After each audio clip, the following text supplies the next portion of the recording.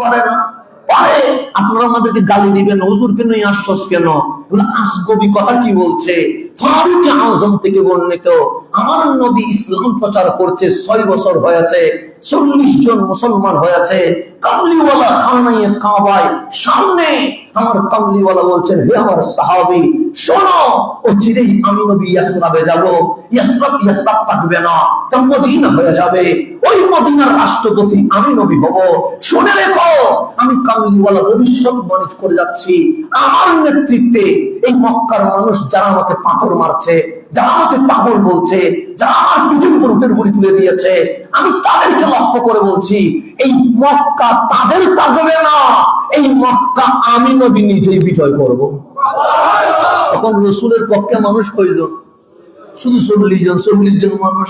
আবু জেহেল নবীর বিপক্ষে, আবু লাহাব নবীর বিপক্ষে, উতবা সাইবা নবীর বিপক্ষে, উমাইয়া ইবনে উমাইয়া নবীর বিপক্ষে। যত ক্ষমতাধর মক্কায় আছে সবাই রসুলের বিপক্ষে। 40টা মানুষ আমার নবীর পক্ষে, পুরা মক্কা নবীর বিপক্ষে। আর আমার নবী বলছে, সেদিন তোমরা দেখবা ইযা জাআ নাসরুল্লাহি ওয়াল ফাত, যেদিন বিজয় চলে আসবে, ওয়ারাআইতান নাসা ইয়াদখুলুনা ফি দীনিল্লাহি আফওয়াজা, এই মক্কার মানুষ দলে দলে আমি নবীর কদমে এসে মুসলমান হয়ে যাবে। রাসূল বলতেছে, মানুষ কয়জন? এতটুকু বললে থেমে গেলে হইতো, থেমে যায় নাই। আমার রাসূল বললেন, হয়তো সেদিন আমি থাকবো না, তোমরা দেখবা। আজকে আমেরিকা বললে মানুষ ভয় পায়, ইউরোপ বললে মানুষ ভয় পায়, কানাডা, অস্ট্রেলিয়া, চীন, জাপান, মক্কাবাসী হাসতেছে। আমরা তারে পাগল বলি, কিছুই করতে পারে না। পাথর মেরে পিঠ রক্তে লাল করে দেয়, প্রতিবাদ করতে পারে না। সিজদায় গেলে পিঠের উপর উঠের গুলি তুলে দেয়, কেউ নামার মতো থাকে না। তার চোখের সামনে সাহাবীদেরকে 2 ভাগ করে ফেলে, কেউ প্রতিবাদও করতে পারে না। পাগলের মতো কথা বলছে। আমার রাসূল কোন রিঅ্যাকশন করে নাই, কারণ এটার নাম রহমতুল্লিল। আমার রাসূল যখন চলে যাচ্ছে, আমার নবীর পিছনে মানুষ কয়জন? 40 জন। তখন একজন আরব ব্রাহ্মণ লোক আমার নবীর কাছে এসে বলছে, মা বালকা, কি হয়েছে আপনার? এগুলো কি বলছেন? যেগুলো কখনো বিশ্বাস করা যায় না, এগুলো কি বলছেন? আমার রাসূল বলেন, কি বলছি? যে মক্কায় আপনার কোনো সঙ্গী নাই, 40টা মানুষ আপনারে মানে, পুরা মক্কা আপনার বিপক্ষে। আপনি বলছেন ইয়াসরাবে যাবেন, ইয়াসরাবে আপনাকে কে চিনে? সেটা মদিনা বানাবেন, আপনি রাষ্ট্রপতি হবেন, মক্কা স্বাধীন করবেন, কাবা আল্লাহর জিকিরে ব্যস্ত হবে। আপনি বলছেন রোম পারস্য বিজয় হবে। এগুলো কি বিশ্বাস করা যায়? আমার নবী হাসি দিয়ে বলে, বিশ্বাস করা যায় না? যায় না।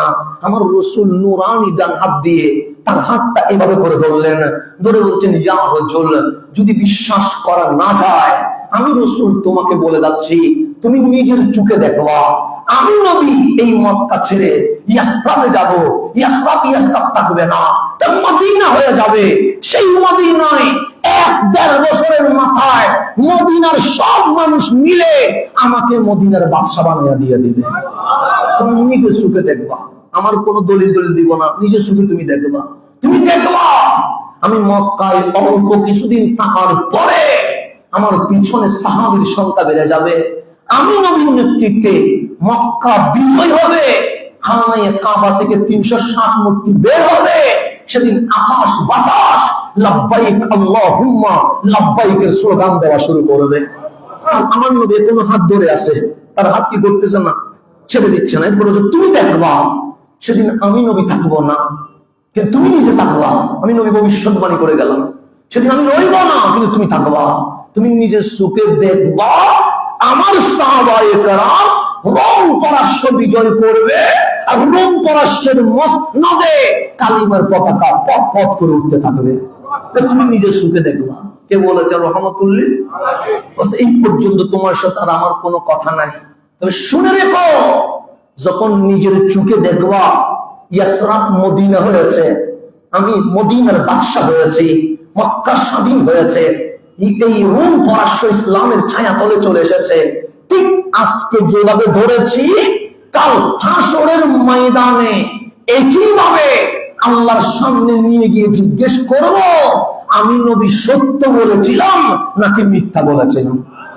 সেদিন প্রমাণ হবে। যদি আমার কথাগুলো সত্যি হয় তাহলে শুনে রেখো, লা ইলাহা ইল্লাল্লাহ এটা সত্য, আনা রাসূলুল্লাহ এটা সত্য, কবর হাসর নসর এটা সত্য, এই কোরআন সত্য, এটাকে অবিশ্বাস করার কোনো সুযোগ নাই।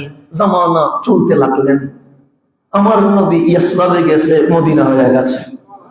১.৫ বছরের মাথায় মদিনার রাষ্ট্রপতির নাম রহমতুল্লিল আলামিন। ৬ বছরের মাথায় মক্কা বিজয়ের আওয়াজ উঠে গেছে। ৮ বছরের মাথায় মক্কা বিজয় হয়ে গেছে। কয় বছরের মাথায়? হিজরি ৮ম হিজরিতে মক্কা কি হয়ে গেছে? ১০ম হিজরিতে ১৬ লক্ষ মানুষের ভিড়ে খানায়ে কাবার সামনে আকাশ বাতাস লাব্বাইক আল্লাহুম্মা লাব্বাইকের স্লোগান শুরু হয়ে গেছে। রাসূল আরবি জাহিরি ভাবে চলে গেলেন, সিদ্দিক আকবর ক্ষমতায় আসলেন, ওনার মাধ্যমে কিছু রাষ্ট্র বিজয় হলেন। ২.৫ বছর পর সাইয়্যিদুনা সিদ্দিক আকবর চলে গেলেন, ফারুক আযম মসনদে বসলেন। ফারুক আযমের নেতৃত্বে ফিলিস্তিনের মসজিদ আকসাও স্বাধীন হয়ে গেছে। রোম পারস্য ইসলামের ছায়া তলে চলে আসছে। বলেছেন ২০ বছরও হয় নাই, সবকিছু মিলায়া সব কি হয়ে গেছে। ওই আরব বেদুইন যে লোকটা, তার ভিতরে কাহানি শুরু হয়ে গেছে। তিনি ৪০ জন মানুষ নিয়ে বলছিল উনি এটা হবে, আজকে তো দেখি সবটাই হয়ে গেছে।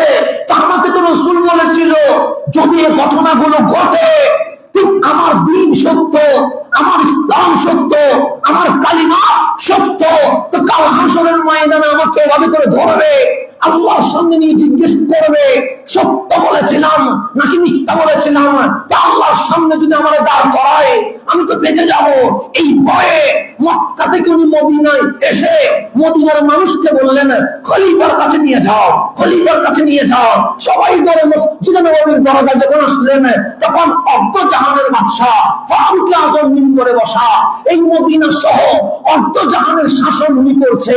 যখন এই মিম্বরে বসা ফারুক আযম চোখ দিয়ে দেখলেন এক আরব বেদুইন দাঁড়িয়ে আছে, ফারুক আযম বসা থেকে দাঁড়িয়ে গেছে। আচ্ছা, আমরা এমপির জন্য দাঁড়াই না এমপি আমাদের জন্য দাঁড়ায়? কার জন্য দাঁড়াই? আমরা এমপির জন্য আমরা দাঁড়াই। এমপি কি আমাদের জন্য দাঁড়াবে? আমরা কি মন্ত্রীর জন্য দাঁড়াই না মন্ত্রী আমাদের জন্য দাঁড়িয়ে যায়? মন্ত্রীর জন্য আমরা লাল গালিচা দিয়ে ২.৫-৩ ঘন্টা সূর্যের তাপের মধ্যে দাঁড়ায়া ফুল দিয়ে দিয়ে ওনাকে কি করি, অভিনন্দন জানাই। তাহলে মন্ত্রী যদি দাঁড়ায় যায় তখন এটা আশ্চর্য না? উনি তো এমপি নয়, উনি তো একটা দেশের মন্ত্রী নয়, অর্ধ জাহানের রাষ্ট্রপতি আমিরুল মুমিনিন খলিফাতুল মুসলিমিন দাঁড়িয়ে গেছে। এক গ্রাম্য লোক দেখে সবাই অবাক হয়ে গেছে। এটা তো ওমর ইবনুল খাত্তাব, যিনি হাঁটলে ওই রাস্তা দিয়ে শয়তান হাঁটে না। এটা ওমর ইবনুল খাত্তাব, যিনি মদিনায় ভূমিকম্প হওয়ার সময় হাতে লাঠি ছিল, মাথা গরম হয়ে গেছে, লাঠি দিয়ে মদিনার জমিনকে বলছে কিসের কাঁপাকাঁপি, এই জমিনে আমার কামলিওয়ালা আরাম করছে, এক বাড়ি দিয়েছে, পৃথিবীর সব জায়গায় ভূমিকম্প হয়েছে, ১৪০০ বছর ধরে মদিনায় কোনো ভূমিকম্প হয় না। বাড়ি দিছে কয়টা? এক বাড়ির পাওয়ার ১৪০০ বছর চলে গেছে। মানে জাপানে ভূমিকম্প হয়, বাংলাদেশে সব জায়গায়, কিন্তু শুনছেন নি এই প্রাপ্তবয়স্ক হওয়ার পর থেকে আজকে পর্যন্ত মদিনায় ভূমিকম্প হয়েছে? এটা কার বাড়ির পাওয়ার? ফারুক আযমের বাড়ির পাওয়ার। মাসে কয়বার? ১৪০০ বছর জমিন ঠান্ডা হয়ে বসে আছে। কেমন পাওয়ার! আমি যদি এই আতরার ডিপুর কোন পুকুরে যদি বলি শীতকালে পানি কমে গেছে বেড়ে যা, সিটি লিখলেই তো আপনারা আমার দৌড়ে পাবনায় ভর্তি করাই দিবেন, বলবেন এর কোনো মাথার গেছে কিনা। আর ফারুক আযম নীল নদকে চিঠি দিয়ে বলছে আমি অমর বলছি, আমি অমর বলছি, আমার চিঠি পাওয়ার পর যদি আল্লাহর হুকুমে প্রবাহিত হস, আমি হুকুম করছি পানি উঠে যাবে। আর যদি আল্লাহর হুকুমে না হয় যেমন ইচ্ছা তেমন করিস। সিটি ফেলতে দেরি। শীতকালে বাংলাদেশে জমিন শুকিয়ে যাচ্ছে, মিশরে ২ টাকা গরম আর ৫ বছর মিশরে ছিলাম, নীল নদের পানি কমতে দেখি নাই, পরিয়োজনে বাড়তে দেখেছি। একটা সিটির পাওয়ার। নদীর কেউ সিটি লিখে? ফারুক আযম লিখছে। এরকম বাদশা দাঁড়িয়ে গেছে মদিনায়, যারা মসজিদে নববীতে বসে আছে অবাক হয়ে বলছেন আপনি আমিরুল মুমিনিন নয়? হ্যাঁ আপনি খলিফাতুল মুসলিমিন নয়, হ্যাঁ আপনি অর্ধ জাহানের বাদশা নয়, হ্যাঁ আপনি তো কারোর জন্য দাঁড়াইতে দেখি নাই। এক আরব বেদুইন যাকে কেউ চিনে না তারা দেখে দাঁড়িয়ে গেছেন কেন? তখন ফারুক আজম বলছে, আমি যা জানি তোমরা তা জানো না। আমার কামলিওয়ালা নবুয়ত প্রকাশ করেছেন তখন 6 বছর হয়েছে। আমি ওমর ইসলামে প্রবেশ করলাম, আমরা ছিলাম 40 জন। খানায়ে কাবা থেকে ফেরার সময় এই আরব বেদুইন আমার রাসূলকে বলেছিল, এগুলো কি বলছেন, এগুলো তো বটবার মতো নয়, পুরো মক্কা আপনার বিপক্ষে, পুরো পৃথিবী আপনার বিপক্ষে, বিজয় আসবে কেমনে? তখন আমার রাসূল তার হাত ধরে বলেছিলেন, তুমি দেখবা মক্কা বিজয় হবে, তুমি দেখবা রোম পাশে বিজয়ের পতাকা উঠবে। সেদিন আমার রাসূল বলেছে, আমি নিজের চোখে সাক্ষী, আজকে যেমন তোমার হাত ধরেছি কাল হাসরেও তেমন হাত ধরে আল্লাহর সামনে নিয়ে জিজ্ঞেস করব সত্য বলেছিলাম নাকি মিথ্যা বলেছিলাম। হে নবীর উম্মত শোনো, আমি দাঁড়িয়ে গেছি কেন জানো? কারণ সেদিন আমার রাসূল যখন তার হাত ধরে বলেছে কাল হাসরেও তোমার হাত ধরবো, সেটা আমি বুঝে গেছি সে বেঈমান থাকবে না, সে মুমিন হয়ে যাবে। কেন? কাল হাসরে আমার নবী যার হাত ধরবে তার জান্নাত পর্যন্ত না পৌঁছাইয়া ছাড়বে না। আমার নবী যারা ধরবে তারা জান্নাত পর্যন্ত পৌঁছাইয়া দিবে, অর্ধেকে দিয়ে ছেড়ে দিবে না, আল্লাহর সামনে নিয়ে গিয়ে ছেড়ে দেবে না। সেদিন আমি বুঝে গেছি সে বেঈমান থাকবে না, সে অচিরেই মুসলমান হয়ে যাবে। কেন? কাল হাসরে তো আমার নবী তাকে ধরবে, আল্লাহর সামনে দাঁড় করাবে, তা আল্লাহর সামনে দাঁড় করাইয়া ছেড়ে দিবে না, তাকে জান্নাতুল ফেরদৌস পর্যন্ত পৌঁছাইয়া ছাড়বে। আমি আজ তার জন্য দাঁড়িয়েছি, যাকে রাসূল কাল হাসরে হাত ধরে জান্নাতে নিয়ে যাবে। আজকে যখন সে আমার দরজায় এসেছে, আমি কি তার সম্মানে দাঁড়াবো না? অবশ্যই দাঁড়াবো। আজকে আমাদের যে জীবন, আমরা কোনো ব্যক্তির বিপক্ষে নয়, আমরা কোনো দলের বিপক্ষে নয়, আমরা কাউকে আঘাত করার জন্য মাঠে ময়দানে নামি না, আমরা ওই আশায় নামি আমার কামলিওয়ালা যেন আমাদের পারবে। আমার রাসূল যখন হাত ধরে ফেলবে তখন আমার মালিক তো তখন বিচারক হবে না, আমার মালিক তখন রহমান হয়ে বলবে, রহমতুল লিল আলামিনের উম্মতকে মাফ করে দিয়ে দিলাম। আমরা তো সেই ভিখারি, সেই বাগানের ভিখারি যেখানে আমার কামলিওয়ালা আমাদেরকে ধরে বলবে, উম্মত টেনশন করিস না, আমি আছি তো, উম্মত টেনশন করিস না, আমি আছি তো। আজকে এই মেরাজের দিবসে আমি যেটা বলছিলাম যে আমার রাসূল সেই রহমতুল লিল আলামিন যিনি ভবিষ্যৎবাণীগুলো আমাদেরকে জানিয়ে দিয়ে গেছেন। আজকে 1500 বছর পরে যখন করোনা মহামারীর আকার ধারণ করেছে, তখন কোনো বিজ্ঞান পারে নাই, কোন মেডিসিন পারে নাই, কিন্তু আমার নবীর হাদিস সমাধান দিয়েছে বলে আমেরিকা বলেন, লন্ডন বলেন, বাসে বাসে নবীর হাদিসগুলো লাগিয়ে মানুষকে সচেতন করেছে। সেই কারণে রাসূল দরকার হয়। আমার কামলিওয়ালা মসজিদে যখন কিয়ামত নিয়ে আলোচনা করেছেন, মানুষ কি ভিতরে কি আছে নাই আমার রাসূল জানে কি জানে না? জানে। আমি সামনে নামাজ পড়বো, আপনি রুকু কি করলেন আমি দেখবো না, সিজদা কি করলেন আমি দেখবো না, কিন্তু আমার কামলিওয়ালা বলছেন, সাহাবী আমার, রুকুটা ঠিক করে করিও, সিজদাটা ঠিক করে করিও। কেন? আমি নবী সামনে যেমন দেখি পিছনেও তো তেমন দেখি, আমার চোখ থেকে কেউ খালি হয়ে যায় না। এটার নাম রহমতুল লিল আলামিন। তা আমার নবী উপরের অবস্থাও দেখে, ভিতরের অবস্থাও দেখে। কিয়ামত নিয়ে মাহফিল করতে করতে হঠাৎ করে থেমে গেলেন। সাহাবায়ে কেরাম বলে, আলোচনা তো শেষ হয় নাই, রাসূল থেমে গেলেন কেন? হঠাৎ করে বলেন, সালুনি সালুনি, আমাকে প্রশ্ন করো, আমাকে প্রশ্ন করো, যা মন চায় তাই প্রশ্ন করো। সাহাবায়ে কেরাম বুঝে গেছে, কখনো শিক্ষক বলে প্রশ্ন করো, এটা কখনো বলে জানার জন্য প্রশ্ন করতে পারবে, কখনো দেখবেন চেহারার আঙ্গিনায় অবয়বে বোঝা যায় প্রশ্ন করার জন্য বলে নাই। সালুনি রাগ করে বলেছে, ঠিক আছে যখন বেশি বুঝে গেছো আমারে প্রশ্ন করো। এরকম মাঝে মাঝে শিক্ষক বলে কি বলে না? বলে, রাগ করে বলে। আমার নবীর চেহারা লাল হয়ে গেছে, হঠাৎ করে বলেন, সালুনি, প্রশ্ন করো। জানুনি, প্রশ্ন করো। সাহাবায়ে কেরামের মাথা নিচু হয়ে গেছে, জানে এই নবী রাগ করলে গজব আসবে। সবাই আকসারুন নাস বিল বাকা, সব সাহাবী চোখের পানি ছেড়ে দিয়েছে। আমার নবী বলেন আজকে কাঁপলে হবে না, আমার প্রশ্ন করতেই হবে। সিদ্দিক আকবর দাঁড়াই না, ফারুক আজম দাঁড়াই না, উসমান যুন্নুরাইন দাঁড়াই না, মাওলা আলী দাঁড়াই না, হাসনাইন করিমান দাঁড়াই না, আনসার মুহাজির কোন সাহাবী দাঁড়াই না। ফাকামার রাজুল, একজন ব্যক্তি দাঁড়িয়ে গেছে। আমার কামলিওয়ালা বলেন বলো। উনি বলেন আইনা মাদখালি ইয়া রাসূলুল্লাহ, আপনি তো কিয়ামত নিয়ে মাহফিল করেছেন, বলেন আইনা মাদখালি, আমি জান্নাতি না জাহান্নামী বলেন। আমার রাসূল মিম্বরে, উনি রাসূলের পিছনে যোহরের নামাজ আদায় করেছে, ওনার দাড়ি আছে, ওনার মিসওয়াক আছে, ওনার গবলে আল কোরআন আছে, ওনার হাতে তাসবিহ আছে। নবীর পিছনে নামাজ পড়া মানুষ বলছে আইনা মাদখালি, আমি জান্নাতি না জাহান্নামী। অনেক কথা তো বলেছেন, কিয়ামতের আগে এই ঘটনা ঘটবে, বলেন আমি জান্নাতি না জাহান্নামী। আমার কামলিওয়ালা তার দিকে আঙ্গুল দিয়ে বলছে আন্নার, তুই জান্নাতি না, তুই জাহান্নামী। আমি নবী নবুয়তের জবানে বলে দিয়ে গেলাম। তার দাড়ি তো আছে, রাসূল বলছে তুমি জাহান্নামী। নবীর পিছনে নামাজ পড়েছে, রাসূল তো বলছে তুমি জাহান্নামী। বগলে আল কোরআন আছে, রাসূল বলছে তুমি জাহান্নামী। হাতে তাসবিহ আছে, রাসূল বলছে তুমি জাহান্নামী। কেন? আমল আছে, ভেতরে নবীর আদব নেই। ভেতরে কি নেই? নবীর আদব না থাকা কোথায় নিয়ে গেছে?